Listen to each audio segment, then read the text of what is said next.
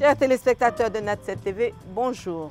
J'ai le plaisir de vous retrouver sur notre chaîne et aujourd'hui, je vais vous présenter notre toute nouvelle émission qui s'intitule Les bonnes recettes de la Lucarne Afrique. Et pour cela, nous recevons aujourd'hui pour vous Monsieur Jean-Jacques Godefroy. Et bonjour Jean-Jacques. Bonjour Pierrette et bonjour à tous tes amis de Nat7 TV. Alors, ça me fait très plaisir de t'accueillir Pierrette, toi et tes amis. Et je veux savoir maintenant, qu'est-ce que tu attends de moi? Alors, j'attends de toi, Jean-Jacques, que tu nous donnes toutes ces petites astuces que tu as et que tu nous présentes des plats. Et je viendrai te voir toutes les semaines pour proposer à mes téléspectateurs de bonnes petites recettes et à moindre coût. Je sais que tu as le secret pour ça, alors voilà la raison de ma visite. Fais attention, parce que le rendez-vous est pris et je m'attache vite, hein. Je m'habitue, donc tu ne pourras plus en manquer un. On y va, Jean-Jacques? On y va. Alors, Pierrette, l'idée, c'est quand même de faire manger les gens à un prix moindre et à des recettes qui sont relativement faciles à faire par tout le monde. Alors, chers téléspectateurs, vous avez de la chance de tomber sur un amoureux de la cuisine et en plus, ces plats ne vous coûteront presque rien. Et Jean-Jacques, qu'est-ce que tu nous présentes aujourd'hui? De la cuisine familiale. Voilà, il précise de la cuisine familiale. C'est-à-dire ce que nous faisaient les grands-mères dans les campagnes, tu sais, ces plats et ces odeurs qu'on n'oubliera jamais. Ah oui, nous allons tous nous retrouver à travers ces très très bonnes recettes. Alors, je vais de ce pas demander à Jean-Jacques quel est le plat, quelle est la recette qu'il nous propose aujourd'hui. Les œufs basquaises 251e. Alors, Jean-Jacques, est-ce que tu peux nous expliquer ta recette? Mais avec plaisir, Pierrette. Dans notre wok, un peu d'huile d'olive, la valeur de 2 cuillères à soupe d'huile d'olive.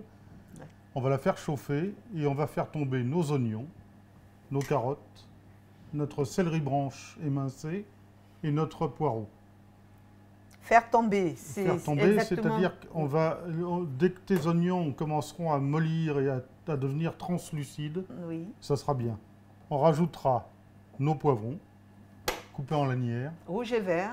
Rouge et vert. Si vous avez des jaunes, n'hésitez pas. D'accord. Si vous avez des violets, n'hésitez pas. La cuisine, c'est une affaire de goût, d'invention et d'amour. On mettra nos tomates. Est-ce que tu as vu que maintenant on trouve sur les marchés des tomates vertes, des tomates jaunes, oui, des tomates de toutes les couleurs et c'est magnifique. Pas partout dans le monde. Eh bien, sur les marchés en France, on a cette chance. On les trouve. Ce sont de vieilles espèces que nos producteurs ont été recherchés, refont pousser et ils te les font goûter avec beaucoup de plaisir. Essaye-les. Indépendamment de la tomate cœur de bœuf ou autre. Tu verras qu'en France, il y a des choses très bonnes à faire et à goûter. Tomates. Oui. On lie tout ça donc avec encore un petit peu d'huile d'olive et on y rajoute nos ingrédients. Nos ingrédients, gros sel, le poivre que tu as derrière, le poivre, du curry, oui, des herbes de Provence. Oui. Et moi, comme je suis un peu vicieux, donc je rajoute du piment d'Espelette. Alors ça, encore une fois, il n'y a rien de figé en cuisine, il n'y a rien de figé. C'est simplement ce qui te fait plaisir. Si tu as un piment plus fort et que tu as des convives qui aiment la cuisine un peu plus hard, n'hésite pas à mettre du piment, voire même du piment oiseau si tu veux, ce que les Antillais appellent aussi du bandamanjac, qui est le gros piment jaune. Jaune, oui. Que nous appelons en Afrique le piment sorcier. Le piment bec d'oiseau, c'est les petits piments rouges. Ils sont tout petits, ils sont très très forts. Oui. Et voilà. Mais donc, les gros aussi aux Antilles sont très très forts. Personnellement, moi, j'apprécie pas trop ces piments parce que je trouve que ça tue le goût du reste. Mais alors que le piment d'Espelette a une grande qualité, il n'est pas très fort et c'est un très bon exhausteur de goût. Donc, il y a eu une époque en France où on ne mettait que du piment d'Espelette dans tous les plats pratiquement.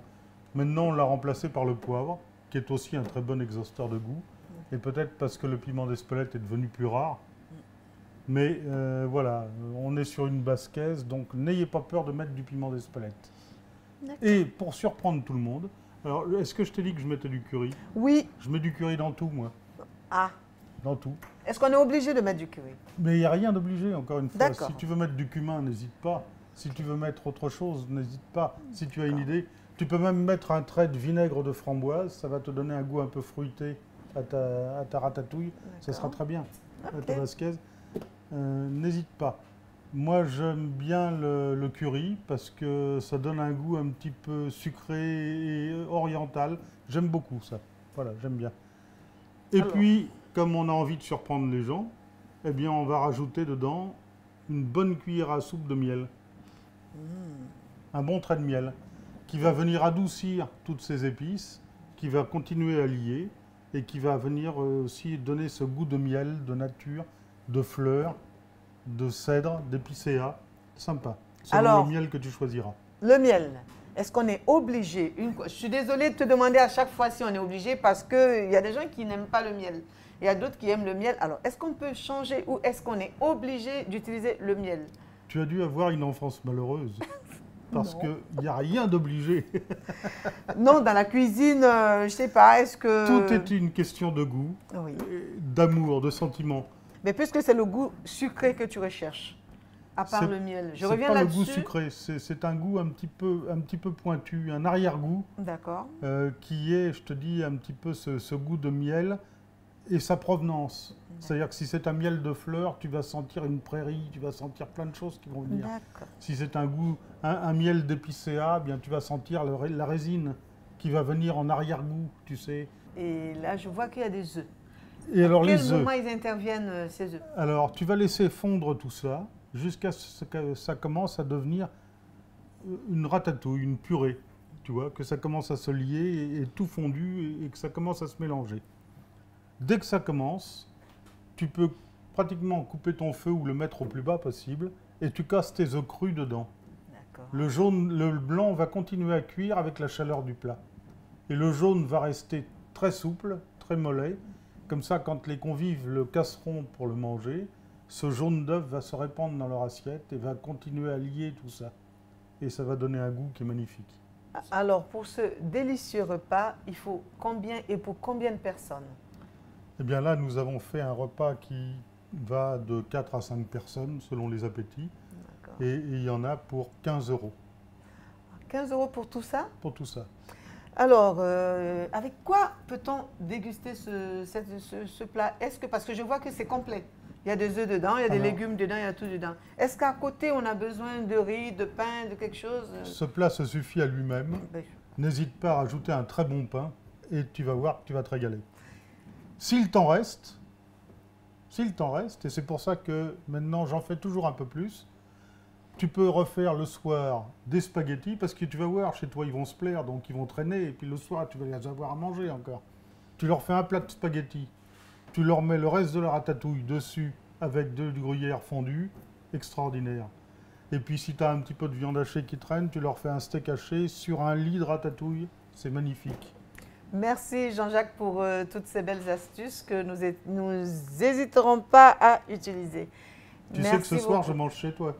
Avec plaisir, si c'est toi qui cuisines. Et voilà.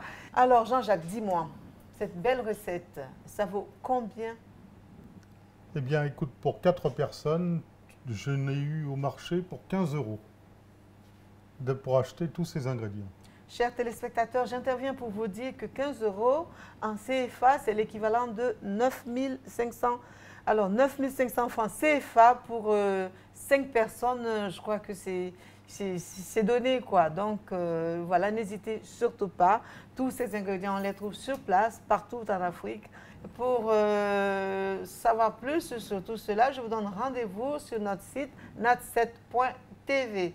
Et bon appétit à tous! 6 poivrons, 4 tomates, une branche de céleri branche, un demi-poireau, un oignon, une carotte, un petit peu de coriandre et un peu d'ail haché.